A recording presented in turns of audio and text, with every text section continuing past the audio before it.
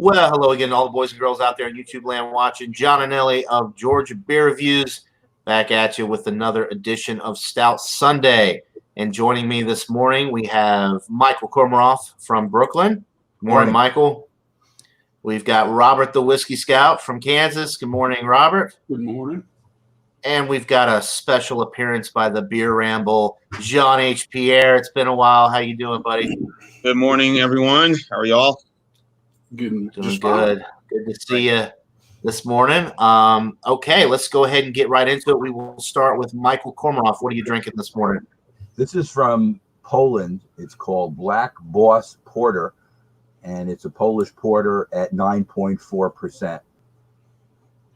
I've had some experience with these beers. They tend to be very full-bodied and almost like stouts, even though they're calling it a porter. But it's to me from the past.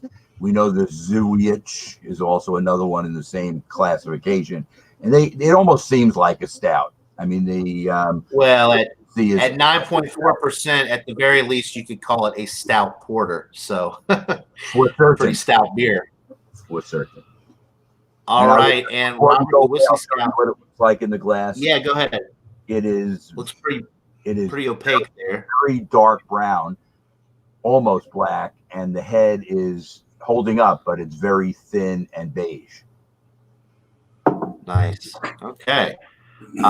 Robert the Whiskey Scout has one that I have been looking for. It just came out by Oscar Blues. Why don't you tell us about it? It's Oscar Blues. I'm going to look at, well, I'll get to IBUs in a minute. It's Oscar Blues. It's Death by Affogato. 6.5% porter brewed with lactose, vanilla, cacao, and espresso beans. Espresso beans, not espresso. Espresso beans. My wife bought it for me, canned on 5/11 of 20, and it says "Stop, listen, and caffeinate."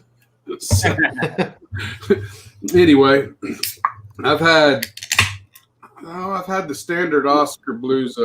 What's it called? The stout. Death by Coconut. Yeah, Death by Coconut. So this is a first for me. So, and as a porter, it's not like full blown on stout, but they are stouts in a way, just not usually as high as ABV. Usually, it's not always true.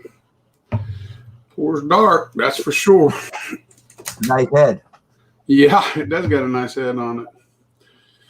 So you want to go to Jean when you come back around? Yeah, we'll go ahead and get through everybody, just see what everybody's got, and then we'll go back around. So, Jean, what are you drinking this morning? I am drinking this morning the Nevada Stout. It is 5% ABV. I did a review of this maybe a year and a half ago or so, and it's kind of your standard stout, but this one has a bit of a nice sweet, little mild sweet flavor, kind of a balance of a stout and a porter, in my opinion. Again, as you can see, I'm pouring it right over here in my glass. Beautiful color, beautiful head. As you can see, almost like looks like a bit of a nice coffee, nice, very kind of cappuccino, maybe a espresso type look to it. Very nice. And we will taste it and give our scores. All right. It's interesting, too. I saw on the label, I've never noticed that before, but it's interesting that they put on the label West Coast style. Like that makes me think of an IPA, but they put it on there even, because it's a stout. It's just kind of interesting. So I guess a West Coast stout would be more bitter than a New England stout. I don't know. Pretty much. I think it does have a little bit bitter finish to it, but it also is like I said, a little bit of a hint of a sweetness and kind of a bit of a porter that's in there. So, okay. And what I've got this morning is courtesy of Robert the Whiskey Scout. I just did a review, which I'll post later, but this is a heavy hitter for this morning, a 12% beer from Evil Twin Brewing on Mas Jesus, the Imperial Stout aged on brandy barrels. Now, this one, I've never had anything from Evil Twin from the brewery in Barcelona. This one is out of Spain, Barcelona, Spain. So thank you, Robert. You're welcome. And spoiler alert, I'm loving it. I've still got over half of it, and I'm letting it warm, and we'll see how it develops here. But it's definitely a good beer. for sure. So And that's the key thing to really do. quick, we'll go to the chat. We got Jeremy Vincent in the chat. Cheers to you, buddy. Hey, if you got a stout, hop on and join. Although I was watching some of the stream last night, Blake TV, they were up pretty late, so I don't know if he doesn't have a stout or if he's still half asleep. But either way, thanks for tuning in, Jeremy. And we'll go back around, starting with Michael Komarov. Why don't you tell us a little bit about that Polish Black Boss Porter? Okay. Again, I'll show it to you in the glass. The head, although slim, is still holding up. It's beige, and the beer is very dark. But I guess you'd still say it was dark brown, not black. If you put it up to the light, you can see kind of a reddish hue around the corner, so it's not totally black. But let me give it a nose. Okay. The nose, you're getting some chocolate, some coffee, maybe a little bit of licorice, and kind of like a cherry fruit as well. So it's very pleasant smelling. Take a sip. Cheers, everybody. Cheers, Michael. Cheers. The first taste is kind of like a burnt caramel, but as we've all described this, it's not burnt past the point where we can accept the fact that it's good. So it's kind of on the burnt side, but they knew when to stop. So it's more of like a char kind of feel than it is actually getting to the burnt stage. But it's somewhere in between there. I'm getting more coffee, some nuttiness as well. You can tell that this is a big beer, but the alcohol's not in your face. It's medium bodied.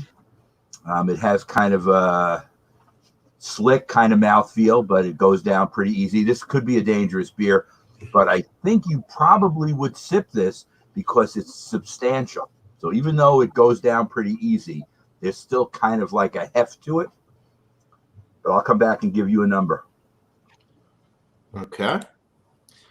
Yeah, sounds like a winner. It's super smooth. You could drink it down fast, but it's too good to want to drink too quickly. And you should beware if you do. Right. Yeah, that 9.4 sneak up on you, I'm sure. All right. We'll come back around here in a little bit. Let's go to Robert the Whiskey Scout with his Oscar Blues.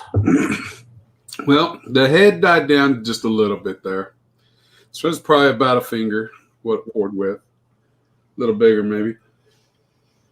On the nose, I get the cacao, and it's not a super sweet.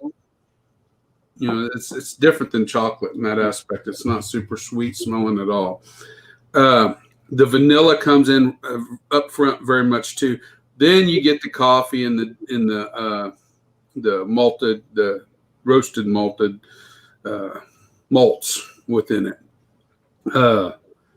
There's a dusty smell that comes with this. It's like like if you got a very dusty shelf and you're wiping the dusty shelf off, there's a dusty smell that comes with this. It's unusual. I've gotten that with extremely few bourbons, but I've never had that with the beer before. Huh. Yeah, interesting. Yeah. View of that. Yeah. I don't want no dust in my brew. Well, it's just a scent that comes along with it. It's right. Not and I think that what you have is a combination of flavors creating the right amount of esters or whatever it is to create that nose you're getting, that dustiness that I get, and you may not get it. There are two stouts I love from Oscar Blues. I won't mention it. Hold on. Go to somebody else. My dad's calling me, and that's usually pretty important. Okay. Not a problem. Okay. Let's see. Jean-Pierre, I'm going to go to you. Okay. Tell us about your Sierra Nevada. All right. The Sierra Nevada, of course, many consider them the founding fathers of the craft beer movement with all of their beers. Having their stout. This is 5%. It has, as I mentioned, a very nice sort of have your standard stout scent to it, but also there's a bit of a little porter to it. Taste to this. toasted malts I'm definitely getting in this when I sip it earlier. I always feel that when you have these stouts, always kind of leave them out, take them out of the refrigerator, kind of leave them out maybe for a good 10 minutes, or so, kind of let it get warmed up. Let it warm. I think you get a better feel, better flavor when it's that way. But definitely smell of chocolate, a little bit of it, a little bit of maybe a little molasses in this, a bit sweet.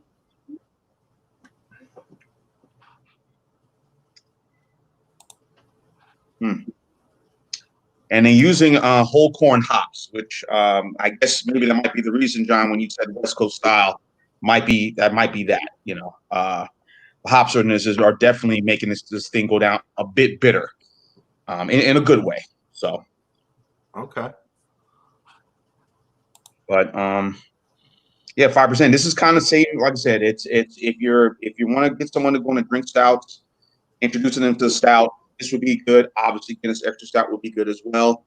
Low ABV, 5%. Me personally, the higher the ABV of the stouts, the better. Whether it be Guinness Foreign Extra Stout, of course, the two by Oscar Blues, the 1050 and the 1050 barrel age stout that came out 3-4 years ago, I guess. That is enjoyable. Love those a lot, as well as Old Rasputin. Those stouts are kind of more higher in ABV. But like I said, if you're introducing someone to that style, this would be a good introduction to them. So, okay, I'll give you my score later. Oh, sorry, John. I didn't mean to take you out. Okay, so we'll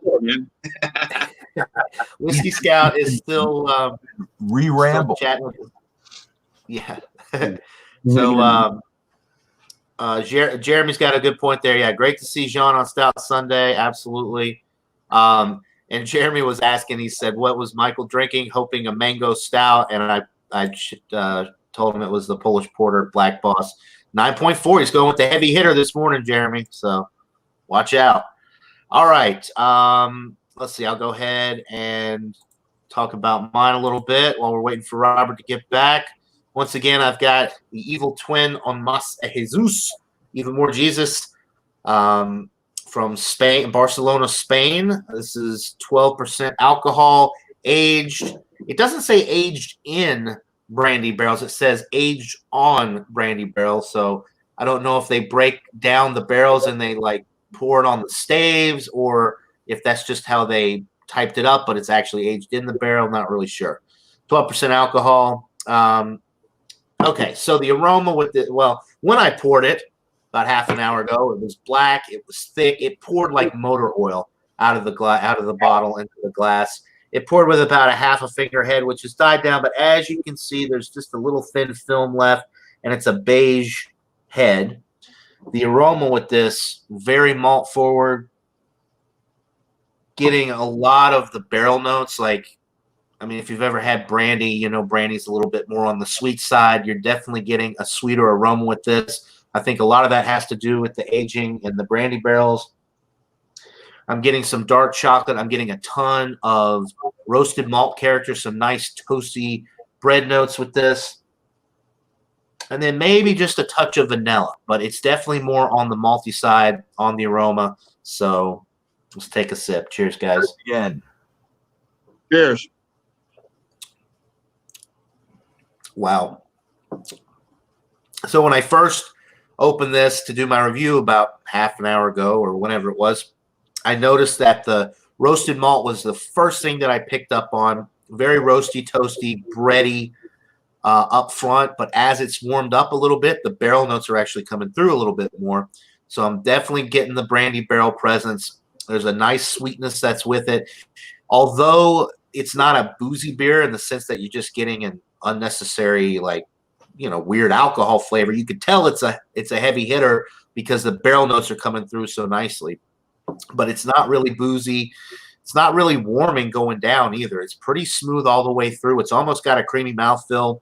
It is a thicker beer, so that creamy mouthfeel, I think, is just coming from the viscosity of the beer itself. The body is kind of on the medium side. It's not really a heavy bodied beer though. You could drink this pretty quickly just because of how smooth it is. Carbonation is very low. Those dark chocolate notes are coming through in the middle.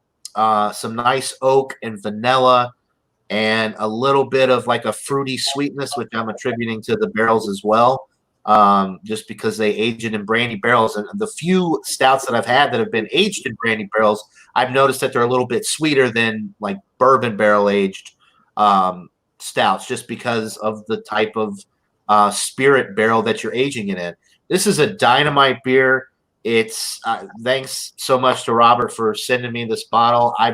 This is my first, like I said, Evil Twin beer from outside of the U.S. This is from their brewery in Barcelona. So very good stuff. Also my first bottled Evil Twin. Everything I get around here is in the can. So great stuff. I'll come back around and give my final thoughts and ratings here in a little bit. Hopefully Robert will be back with us shortly, but I guess we'll just keep on going and So and then maybe when he comes back, he could just kind of give us the whole rundown, rating everything all at once. So in the meantime, we'll go back to Michael Kormaroff with the Black Boss Porter from Poland. Okay, so as this warms, you're getting the taste a little bit amplified. And I guess it's the same thing John said. If you do leave it out a little bit to get warm sooner, then the flavors do come out a little bit sooner.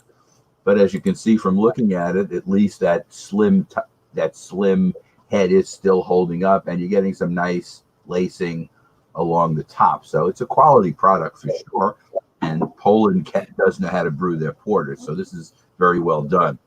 I'm going to give this an A solid 94. I like it better than the Zwick, which I think I gave an A- to. But I would buy this again. And I don't know if you looked when I showed the bottle.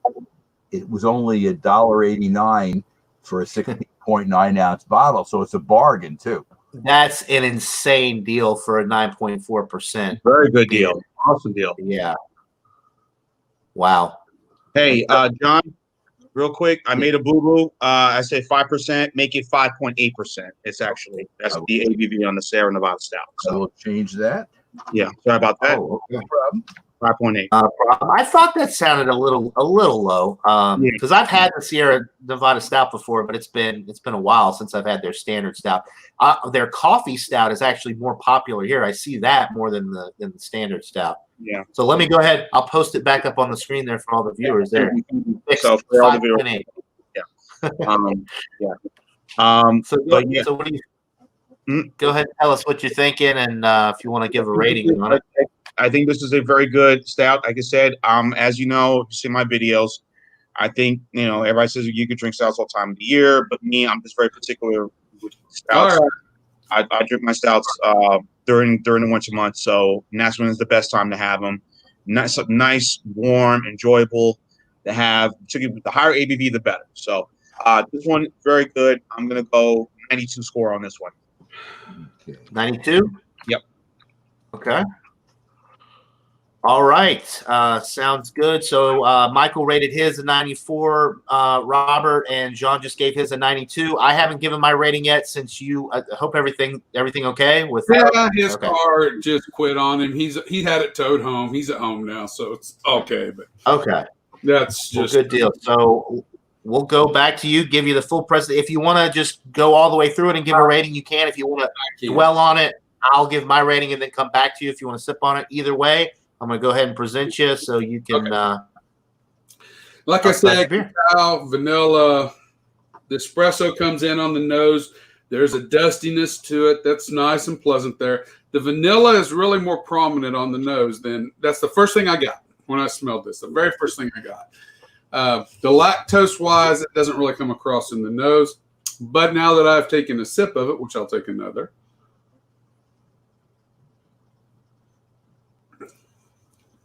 You get a little of that lactose. And I really noticed it toward the end of the last sip. And now that I'm looking for it, of course, I noticed it first. But the very first thing I got when I took my very first sip is the cacao. The cacao in this one is really good. It's not that chocolate, like super chocolatey note you're going to expect with something done with milk chocolate, bitter chocolate, anything like that. It's more subtle, but it's very prominent. The cacao and the vanilla play off each other. They come in really good on this one. I don't get none of the dusty note in my mouth and in the palate at all on this. It hangs around nicely for 6.5%. The lactose is there. The lactose creates a little bit of that creaminess in your mouth. Just a little bit of that. I don't like to use the term, but it's the only one that I can really think of, that like slight milkiness you get. And it's not really a milky note. It's just that feel. Anyway, the espresso beans and the coffee, they just, on top of everything, they just underlie everything. I mean, it's there throughout the sip, clear to the end of the finish. It just lingers. It stays there. It's not dominant to me anyway. The cacao is more dominant, but it creates the balance. With that and the malted, you get a good amount of maltiness with this. So with that, the maltiness of it all, it's very balanced. For 6.5%, it drinks very well. It's very balanced. It's very enjoyable. Is it a deep, heavy puncher? No. It's just a nice, drinkable, very balanced stout with a lot of flavor. So I'll go ahead and score it a 94. I really enjoy it. I enjoy this one. All right, 94. Yep. I would love to try that. Hopefully, I will run across it soon.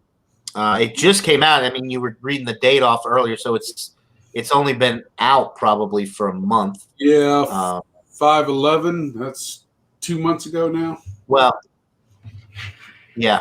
So a couple months.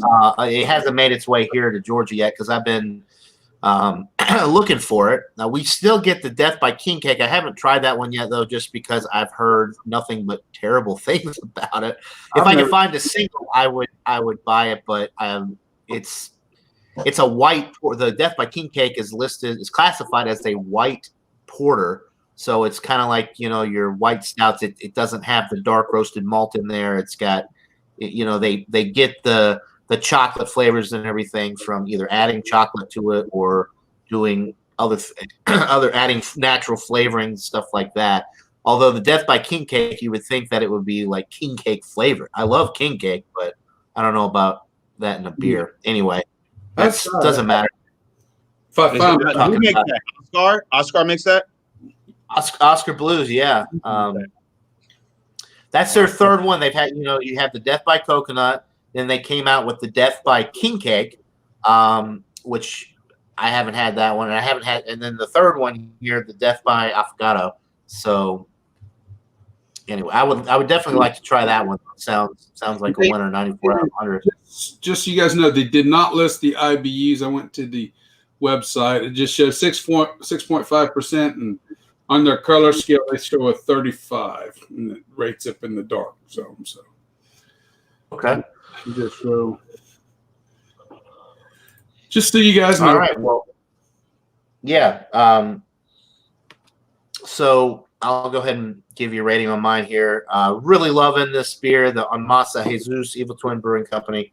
The brandy barrels give it that little different note, a little bit extra sweetness. You're still getting, obviously, the barrel aging is definitely coming through. It's not really boozy, but you can tell that it's a heavy hitter just because of all the barrel notes in it. It's really, even as it's warm, though, I'm still not getting like a warming sensation like as I'm swallowing it down. So it doesn't really have that super high alcohol note to it.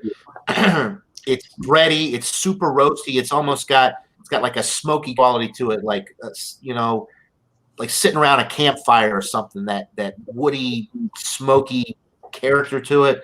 Of course, the dark chocolate and the toasted bread notes are coming through really nicely. It's really balanced. It's very malty up front.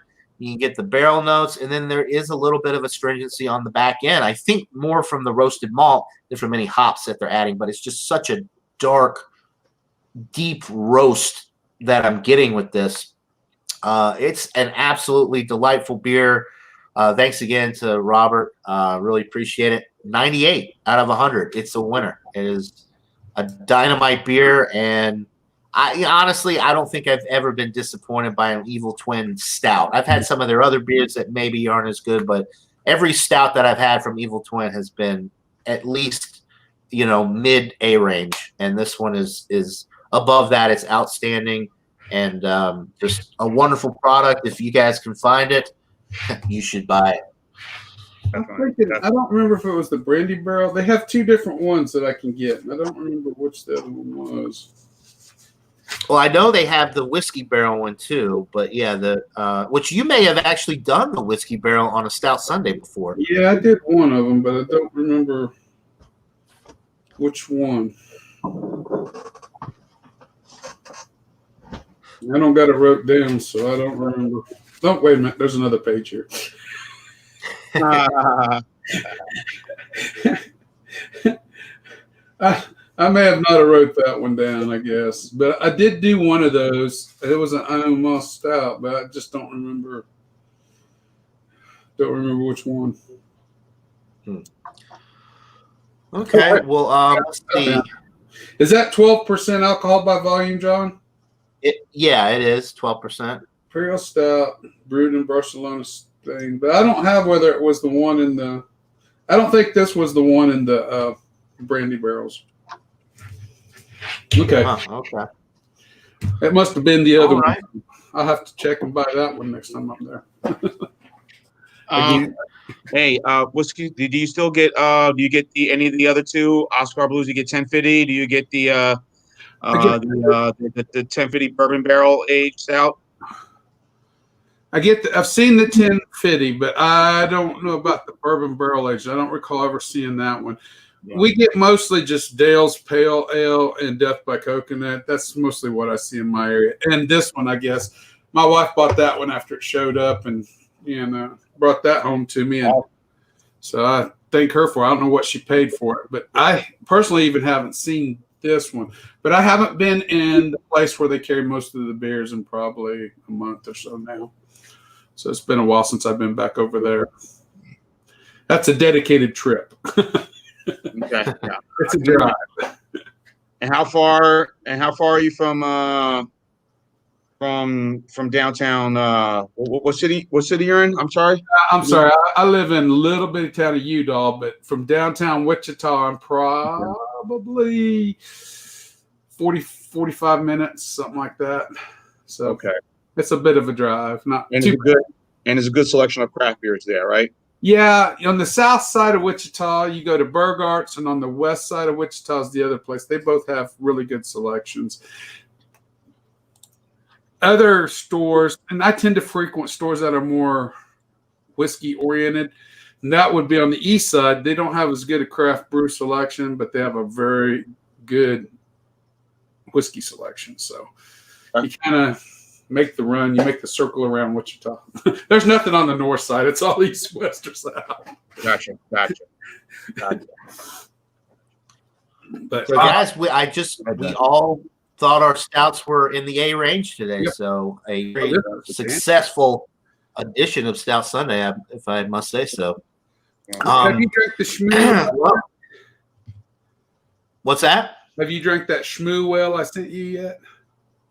No, not yet. I'll probably drink that today. I've got that one left. I think that's the last one I've got from you. Well, I bought them out of all the Shmoo wells, and I've only got one left myself. I can't find no more around me. I might head up north. I don't know. No, I'm not going to. I got to go help Dad fix his car tomorrow. So, but I'd have to go up to North Kansas to probably find more. Well, when we get off of here, if you're interested in doing a duo of the Shmoo well, I'd be down for that. I don't know how much you're. No, if you want to drink today. First of all, it's down here. It's not cool, so I'd have to put it in the fridge for a couple hours. Nah, go ahead and enjoy yours. I've already did one for Stout Sunday, and I gave it a 98. I gave it 2 scores. I don't know which one I gave it, 98 or 99, but I really enjoyed it. So. Do you ever? Do you ever go cross state lines, whether to Colorado or maybe to No, Illinois to buy beer? no. You're close to Oklahoma, right? Yeah, I'm not very far from Oklahoma at all, and I find their selection of craft. You got to go to Oklahoma City to find a decent liquor store that's going to carry a lot of craft beers and even whiskeys. There's a lot. As I go on I-35 South, I've visited almost every liquor store between here and Oklahoma City, and I bought the only 2 deals I could find. Right. So I don't even stop anymore. just go straight to Oklahoma City, just on the northeast side, northwest, north central, northwest side, right there.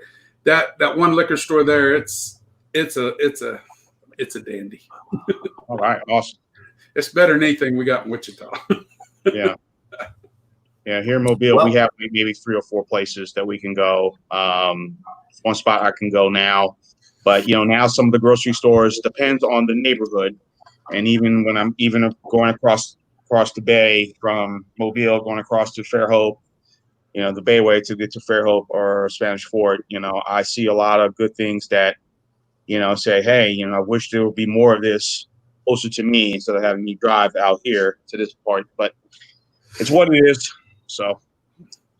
Fairhope is really good. Fairhope Brewing Company, they have a great – I love their beers. I can't get them here, but every time I go visit my folks in Alabama, I try to pick up some Fairhope beers. Their amber ale is really good. I think it's called I walk. I think therefore – yeah, I walk. Amber, therefore I am.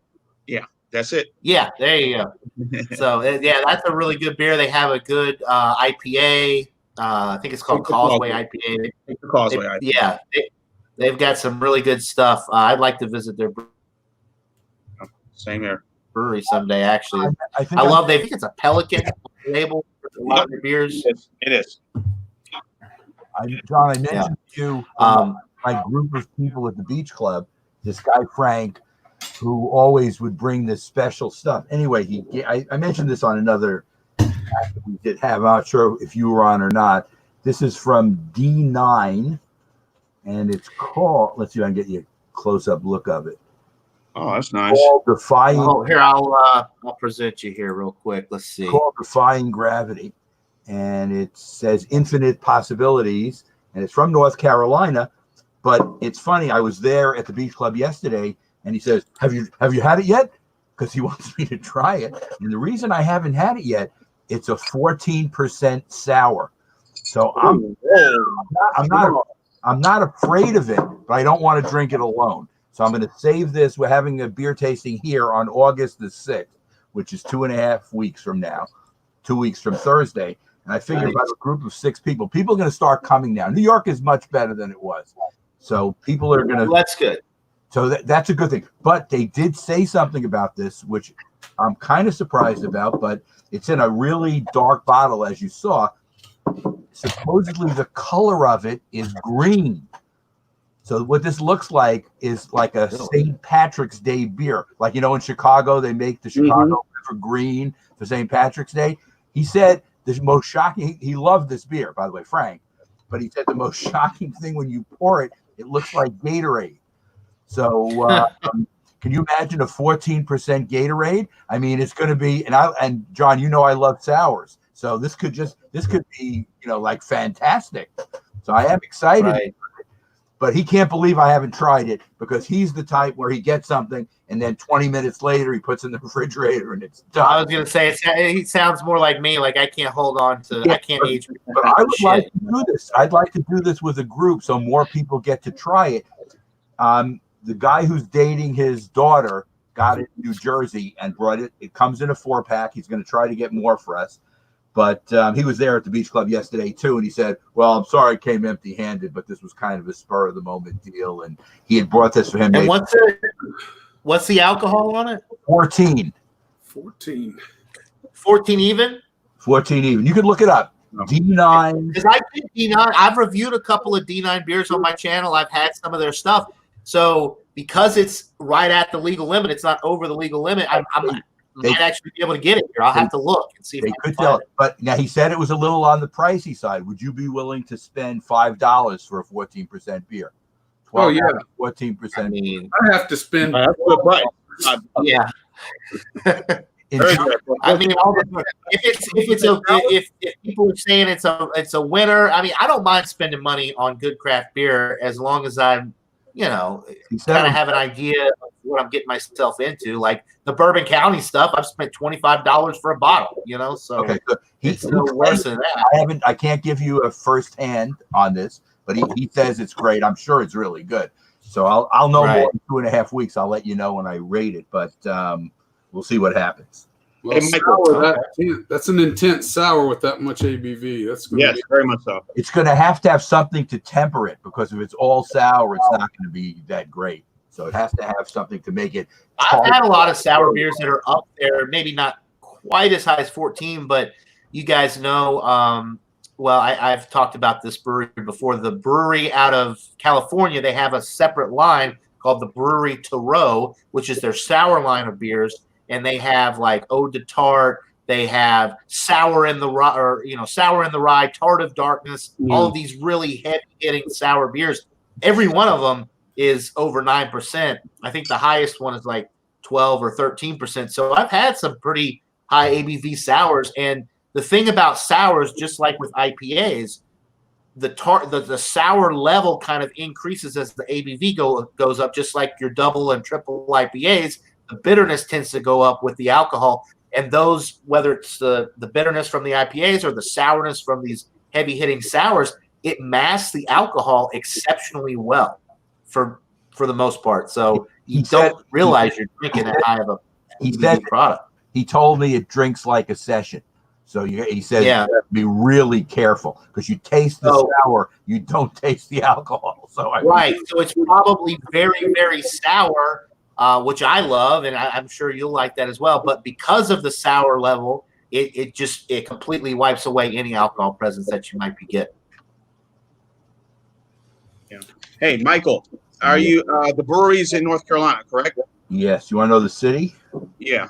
Let's see if I can read it. I might try to find some of their stuff, because we've gotten some beers from North Carolina. I should mention. It's a sour ale with purple potatoes. So there's purple potato. Purple. It's made with purple potato, but it's a green beer. Let's see, where's this? Let me see where the brewery is. It has to be somewhere on this bottle. Otherwise, I could look it up. I wonder if the potato is they're just using that for like a mouthfeel thing, maybe because of the starch or something in the potato. Like, is it? Because it doesn't sound like you would get a flavor from potato in a beer, unless probably not. Yeah. Let's see. I'm looking it up now. John, I get the D9 beers here in Georgia, so chances are you could probably find, a lot of the beers we get here, you guys get in Alabama. So yeah. I mean, D9s, we get pretty easily. A few others. There's a couple of breweries that just opened up here. Iron Hand, I think that's the name of it. In Mobile, you got Braided River. There's a few. I've been trying to get some of their singles, because some of the prices for their 6-packs are like around 11 or 12. 11, 12, some even $13 for a 6-pack of some of their beers. Right. So get a single, so I can just do reviews of some of them, or. Some of the breweries are open. Obviously, everything being social distancing, you can't have a lot of certain people in their brewery, or they probably have shut down now. Where you can go ahead and still go and buy some of their beers. Just got to do a pickup at their brewery. Okay, it's hey Michael, it's Jeremy, outside Charlotte. Charlotte, okay. Jeremy just posted in the chat. He said it's out of Cornelius. North Carolina. Does that sound right? Charlotte. Yeah, near Charlotte. Okay. Hey, also one quick question, Mike. At the beach club, can y'all bring beer and a drink or no? You can. You can? Oh yeah, Michael does all kinds of beer tastings at the beach club. John, what we don't have now is water to shower with. That's the problem. Well, if you drink enough beer, after you go into a chlorinated pool, you got to go under, the cold water shower that they have by the go Normally, you could go back and Right. have a hot shower and leave, but now, because of the pandemic, the turning on of the water to them means you're going to congregate in the cabana. They don't want people congregating in the cabana. You can go in, there's a refrigerator, you can take your stuff out. They want you outside. They don't want you inside because they claim that the spread of the virus is intensified by being inside. It's crazy because we're down to 1% now. We're not.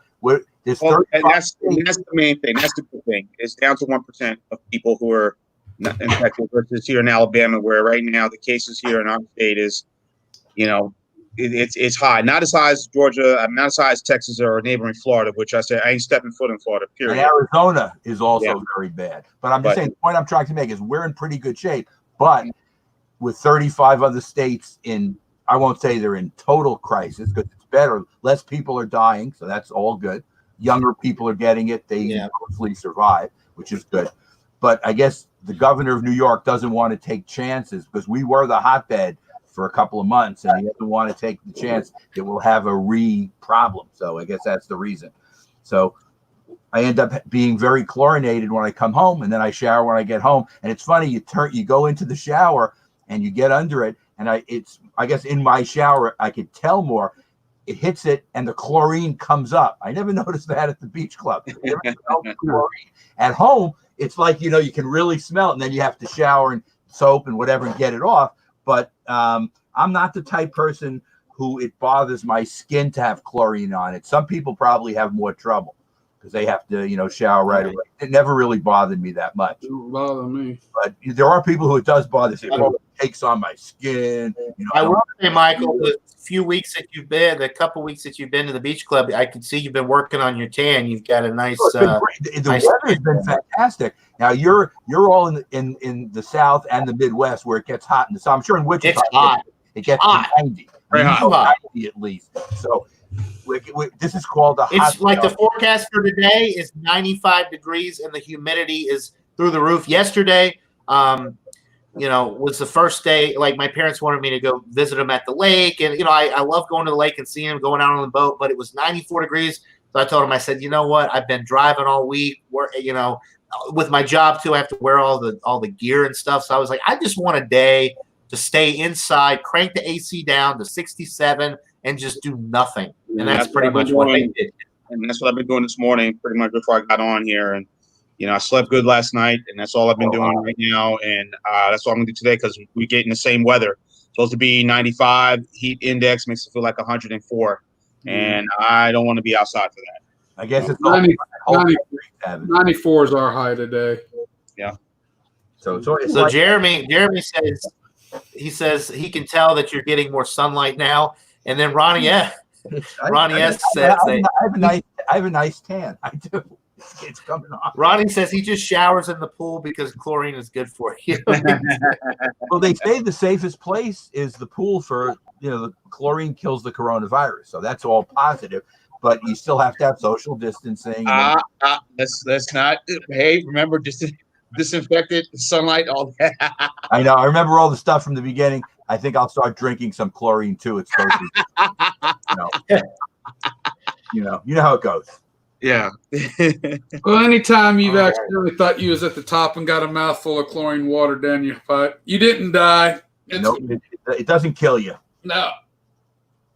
So I wouldn't say it's a good idea to drink it though, but you can have a little bit without. Yeah, it's good on your body. That and salt. Salt water is good on your body too. So. Well, guys, before we wrap this up here, does anybody want to say, John, you want to plug anything for your channel? You got anything coming up? Robert, anything happening? I know Michael's got his beach club thing. Hopefully you'll send me the details if anything good that you might drink later. I will. Bumpy Road is doing European lagers, and he wants them to be the straight kind. He doesn't want you to be doing weird stuff. But again, people do it. And I guess Wait a minute. I thought it was international loggers. Oh, it wasn't European. Maybe it wasn't. It is. Actually, it is international. So that could be Mexican, European. Yeah, Australian, Canadian, even. Yeah. Okay. So I'm pretty sure that's right, Robert. Because I saw the. Yeah. I think what he's hoping to get is more of the what's it called? More of the like a Mexican, maybe not Mexican so much, Mexican or European or Asian outside the United States. As I mentioned, I only got those 3 beer reviews I'll be doing. Once I get off here, I'm gonna go ahead and do the review of probably, since the weather is what it is today, I'll do that Sierra Nevada Summerfest and upload that, and the rest of the day just hang out. I got some beer in the fridge. I got some Tecate Light. I still got some. Been drinking that. I'm gonna sit back and enjoy, watch some movies, and chill Sunday. Back to work tomorrow. Yeah. There you go. I hear you. All right, Robert. Any last words? As this dies down, I'm going to do my 3-mile walk, and after I get done with my 3-mile walk, I'll come home and maybe go fishing this afternoon. Because since me and Dad were supposed to go fishing tomorrow, but since his car is acting up, I mean, he's got a truck and another car, so it's not like he's car poor, but he gets stressed. He's got to have everything in working condition. So tomorrow I'm going to go up there and figure out. It caught fire on him. It just smoldered, he said. He got it poured out. But he said he looked at it. His gas line had melted. So got to figure out why the gas line melted. So tomorrow I'll go up there. He's already got the connections ordered, and he's got the gas line. So tomorrow when he gets them in, I'll put them all on. He seemed to think that it was the people who tuned up his car last time did that, but I don't think so. I'm more in tune with maybe a squirrel crawled up underneath that car where he parks it. Gnawed on that line a little. All right. Well, I guess we'll go ahead and wrap this up. Thank you so much, Michael, Robert, and Jean-Pierre. I'm glad you could join this morning. It's been a while, so we're glad you hopped on. Nice seeing you, John. Same here, Whiskey Scout. Yeah. Michael B. Enjoy. Everybody go check out Jean-Pierre's channel and look for those Sierra Nevada beer reviews coming up soon. Until next time, everybody, cheers. Hope you have a great rest of the weekend, and we'll see you soon. Cheers. Thanks for watching. Stay cool, everybody. Yeah. That's right.